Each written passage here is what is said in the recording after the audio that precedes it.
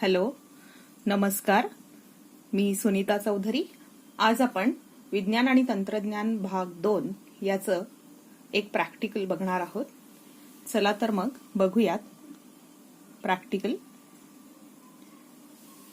Practical study of hibiscus flower म्हणजे जास्वंदाच्या फुलाचा अभ्यास करणे असं हे प्रॅक्टिकल आहे. पहिलं आपलं उद्देश आहे जास्वंदाच्या फुलाचा अभ्यास करणे.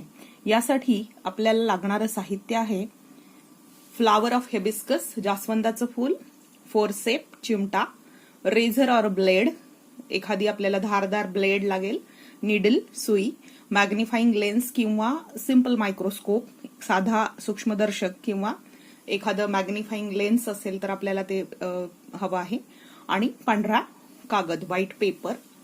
तर बघूयात आपण यासाठी कृती काय आहे बघा. आधी आपण कृती समजून घेऊया आणि मग कृती करूया. Take a flower and open it. एक जास्वंदाचं पूर्ण उमललेलं फूल घ्यायचंय आपल्याला, त्याला उघडायचं आहे. Separate each wall with the help of needle and forceps. तुम्हाला या फुलामध्ये असणारे जे 4 मंडल आहेत, 4 व्हॉल्स असतात त्याच्यामध्ये, calyx, Corolla, androecium and gynoecium, जसं की निदलपुंज, दलपुंज, त्याच्यानंतर आहे पुमंग आणि जायांग. ही 4 मंडलं आहेत. ती मंडलं आपल्याला निडलच्या साह्याने आणि चिमट्याच्या साह्याने वेगवेगळी करायची आहेत.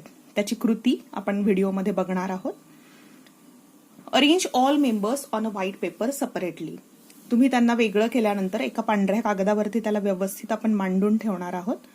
त्यानंतर if necessary observe under magnifying lens and count the members of each wall.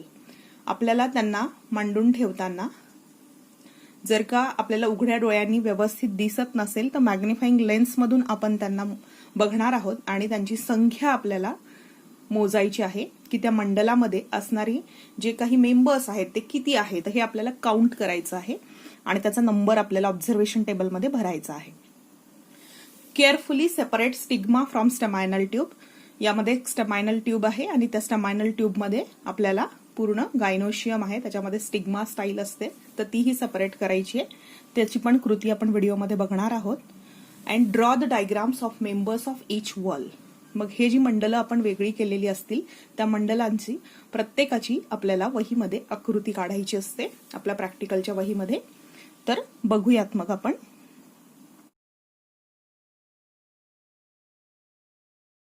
See the dissection of hibiscus flower. This is a hibiscus flower, you know very well. See, these are the different parts of flower. This is a pedicel or it is also called stalk. याला मराठीमध्ये आपण देठ असं म्हणतो. हे जे आहे हे आहे epicalyx. These are the members of epicalyx. यांना ब्रॅक्टिओल्स असं म्हटलं जातं. तर हे जे ब्रॅक्टिओल्स आहेत बघा, या फुलामध्ये 8 आहेत.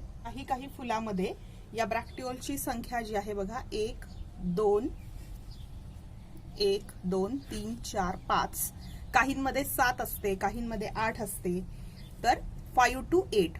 तर हे आधी आपण एपिकॅलिक्सचे हे ब्रॅक्टिओल्स सेपरेट करूया. बघा 1 2 3 4 5 6 आणि हे 7 आणि 8.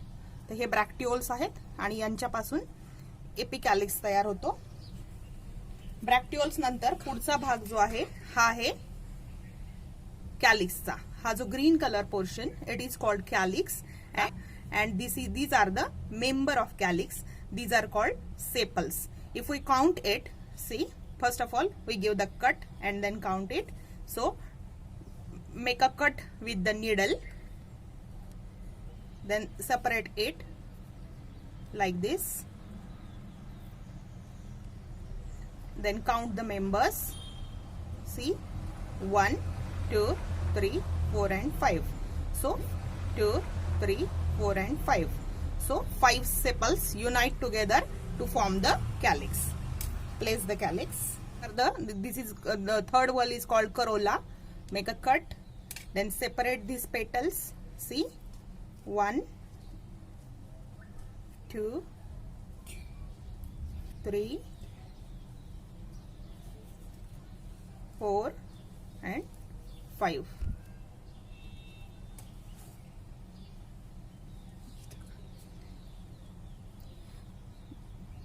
These are the 5 petals. These petals unites together to form the corolla. This is the corolla. So these are the petals. Then inside the petal we find out such structure. Petals काढल्यानंतर आपल्याला असं दिसेल. याच्यामध्ये या पेटल्सला मराठीमध्ये दलपुंज म्हणतात आणि याला निदलपुंज असं म्हणतात. These are the stamens. See these pink color thread like structure, these are the filaments, and at the tip of filament you observe the anthers are there. These are the stamens.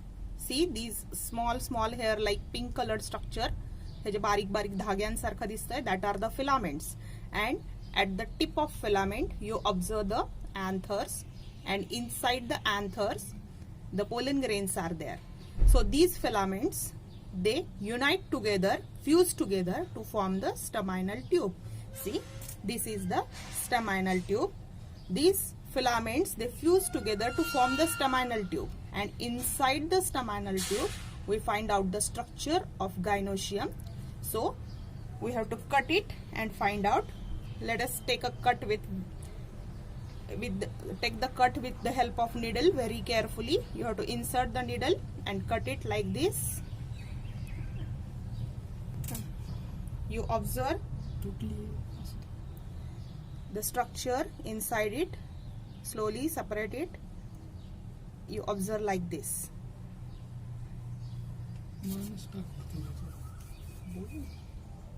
See, this is the basal solan portion. See, this is the basal solan portion. It is of ovary, and this is the style, and at the tip of style you observe the stigma. See, count. See, these are the 5 stigma.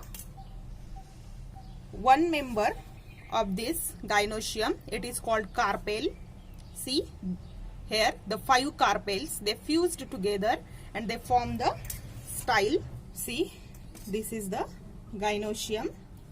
These are the stigmas, 5 stigmas. This each member, it is called carpel. These 5 carpel, they unite or fused together and they form this style.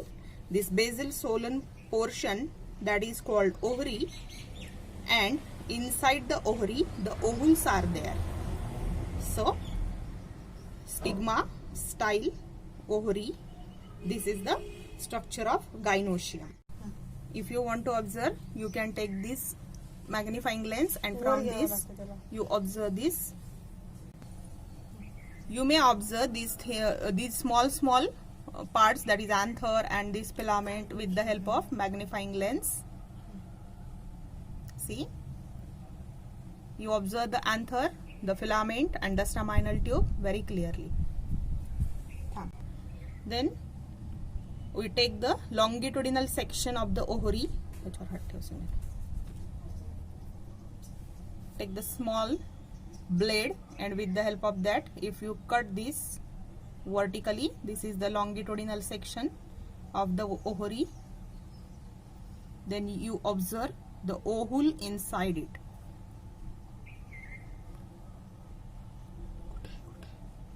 See, these are the small rounded structure that are of ovules. Let us recall first, this is a whole flower. Then these are the bracts of flower. Sometimes 5 to 8 bracts are present in the hibiscus flower. This is the calyx. This is made up of 5 sepals. 1, 2, 3, 5. 5 sepals fused together to form the calyx. These are the 5 petals. They form the corolla. This calyx and corolla, these are the accessory whorls of flower. They protect the inner essential whorl. Then inside this androecium is there. These androecium, at the tip the anthers are there, and these small pink colored fiber like structure, these are filament. This filament fused together to form this staminal tube. This is a staminal tube, and inside the staminal tube the gynoecium is there. So this is the structure of androecium, and inside that this is the gynoecium, and this is ovary, style and stigma. These are the different parts of flower. These androecium and gynoecium, these are the essential walls, or these are the reproductive walls of a hibiscus flower. आता तुम्ही जो video पाहिला त्यामध्ये मी तुम्हाला पूर्ण कृती दाखवलेली आहे की जास्वंदाच्या फुलाचे पार्ट्स आपण वेगळे कसे करायचे. तर ते केल्यानंतर आपण त्याचे मेंबर्स पण त्यात काउंट केलेले आहेत, त्याची मंडलं जी आहेत ती काउंट केली आहेत. तर ती कशी त्यांची संख्या आपल्याला या ऑब्झर्वेशन टेबलमध्ये भरायची आहे. सर्वात आधी मी तुम्हाला दाखवलं होतं एपिकॅलिक्स असं म्हणतात त्याला. तर हे एपिकॅलिक्स 5 ते 8 ब्रॅक्टिओल्स त्याच्यामध्ये असतात आणि हे हिरव्या रंगाचे असतात. 5 to 8 bracteoles and these are green in colour. हे आपलं पहिलं ऑब्झर्वेशन आहे, हे आपण बघितलं. त्याच्यानंतर आपल्याला त्याच्यामध्ये कॅलिक्स म्हणजे निदलपुंज आहे. हे निदलपुंज त्याच्यामध्ये आपल्याला 5 छोटी छोटी दलं बघायला मिळतात, जी आपण टोकेरी भाग असतो त्याला आपण 1 सेपल असं काउंट केलं. तर 5 सेपल म्हणजे 5 छोट्या छोट्या दलांचं आपल्याला एक निदलपुंज तयार झालेलं दिसतं, बघायला मिळालं. आणि हे हिरव्या रंगाचं आहे, प्रकाश संश्लेषणाचं काम ते करतं. त्यानंतर करोला म्हणजे आपण दलपुंज पाहिलं, यामध्ये आपल्याला 5 पाकळ्या दिसल्या. तर हे 5 पेटल्स आहेत आणि ते म्हणजे करोलामध्ये 5 पेटल्स हे त्याच्यातले मेंबर्स आहेत जे आपण काउंट केले. आणि करोला हे लाल रंगाचे बघायला मिळालं. अँड्रोशियम म्हणजे ते पुमंग की जे फलनाच्या क्रियेमध्ये महत्वाची भूमिका बजावतं. तर ह्या अँड्रोशियम मध्ये पण आपण बघितलं की त्याच्यामध्ये छोटे छोटे अनेक पुकेसर आपल्याला बघायला मिळाले. तर हे पुकेसर आणि त्यांच्या टोकावरती आपल्याला परागकोश आणि परागकोशामध्ये परागकण. तर नंबर ऑफ स्टॅमेन्स जे आहेत म्हणजे नंबर ऑफ आपण त्यांना म्हटलं की म्हणजे पुकेसरांची संख्या आपल्याला जास्वंदाच्या फुलामध्ये खूप बघायला मिळाली. त्यांना फिलामेंट आणि म्हणजे एक स्टॉक म्हणजे दांडा असतो, पुकेसर वृंत असं म्हणतात, आणि त्याच्या टोकावरती परागकोश असतो. तर हे पुकेसर वृंत एकत्र येऊन त्याच्यापासून स्टमायनल ट्यूब तयार होते, ही आपण बघितली व्हिडिओमध्ये. आणि त्या परागकोशामध्ये बारीक बारीक पिवळे कण असतात, हे पोलन ग्रेन्स असतात, त्याला परागकण असं म्हणतात, जे की आपल्याला परागकोशामध्ये म्हणजे अँथरमध्ये बघायला मिळाले. Many stamens, filaments of stamens that unite together to form a staminal tube. Pollen grains, these are seen on the anthers. Then gynoecium, त्याला आपण जायांग असं म्हणतो. तर हे पण फलनाच्या क्रियेमधलं एक महत्वाचं मंडल आहे. तर याच्यामध्ये 5 कार्पेल्स आपल्याला बघायला मिळाले. त्यांना style passes through the staminal tube at the base, and at the base the ovary is present. Staminal tube मध्ये आपल्याला स्टाईल म्हणजे त्या जायांगच्या कुंक्षीवृंत असं म्हणतात त्याला, तो कुक्षीवृंत म्हणजे स्टाईल आपल्याला दिसली. आणि बुडाला म्हणजे खालच्या भागामध्ये आपल्याला ओहरी बघायला मिळाली, त्याला अंडाशय असं म्हणतात. आणि ovules are present inside the ovary, की त्या अंडाशयामध्ये आपल्याला बीजांड बघायला मिळाली. एकदा बघा, gynoecium 5 carpels are there. Then style passes through the staminal tube. At the base, ovary is present and ovules are present inside the ovary. हे ऑब्झर्वेशन्स आहेत, ते आपल्याला वहीत लिहायचे आहेत. आणि यानंतर आपण असं कन्क्लुजन याच्यावरून काढू शकतो, असं इन्फरन्स किंवा अनुमान आपण काढू शकतो की जास्वंदाचं फूल जे आहे हे म्हणजे flower is a reproductive part of the plant. वनस्पतीचा फूल हा एक प्रजननासाठी वापरला जाणारा भाग आहे. धन्यवाद. If you like my video, please like, share and subscribe it and press the bell icon to get the notifications of next video. Thank you.